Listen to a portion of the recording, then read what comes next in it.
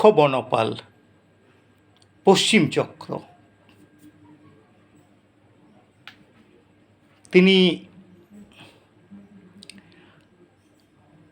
বলেছেন যে এই মুহূর্তে ময়ূরঝর্ণা হাতি সংরক্ষণ কেন্দ্র অপ্রাসঙ্গিক, কারণ সেখানে নাকি হাতিরা পছন্দ করছে না।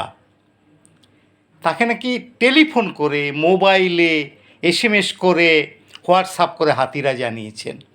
তিনি তাই সেটা সাংবাদিক সম্মেলন করে বলে দিয়েছেন।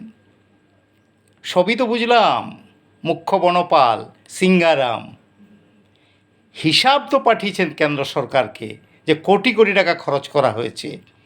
কোথায় খরচ করছেন সেটা দেখান, কোথায় গেল টাকাটা।